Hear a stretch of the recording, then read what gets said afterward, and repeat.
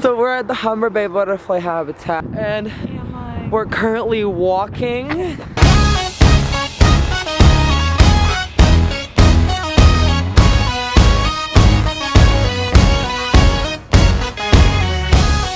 Okay, so today I will talk to you about the three of the butterflies, of the 5 butterflies that are located in the Humber Bay Butterfly Habitat project. The first one is the tiger swallowtail. Tiger swallowtail is a relatively big butterfly. It's about 6 to 8 inches in wingspan, like entirely. They're called swallowtails because they have the same pattern as the little swallowtail as as a bird. It's yellow with black stripes. They're really from the south, but some of them are in the north, because some of them are really cool and they like Canada, so yeah. Now the caterpillar's first meal is its own eggshell. Then it goes on to eat like the tulip trees, sweet bays, and wild black cherries. When they're older butterflies, they drink the nectar from an abelia flower. Butterflies can only sip liquid food because of their kind of tube-ish mouth. It's like a proboscis. Their jaws are fused together. So they have a really flexible, long tongue that goes through it to pick up nectar and like pollen and stuff like that. It'll uncoil eventually and become like this little fanciness here, like a little chew.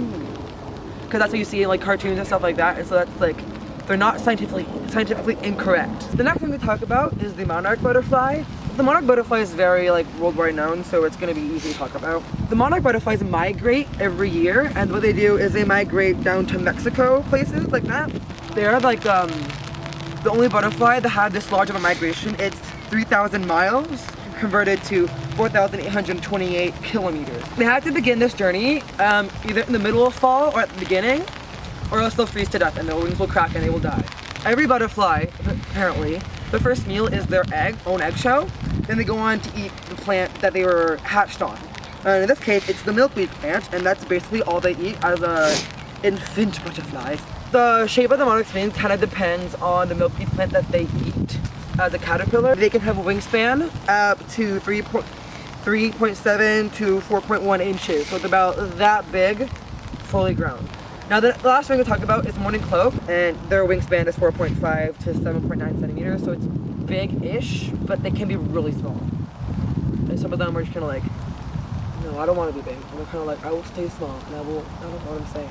Now they're actually mostly around the world, but like in warmish areas. But they don't migrate very far. The color is like it's like a really maroon purplish color. So it's kind of like sweaters I wear all the time. I will wear one on the presentation day, so you don't think I'm crazy. The inside of their wings is like a dark color. The outside of it is like it's a blackish color, and then they have light blue dots all around the edge of their wings. By visiting the plants, like only the plants they have, or the trees, they are the ones that pollinate a lot. So they help pollinate and they just spread around, a lot like bees, but they're prettier.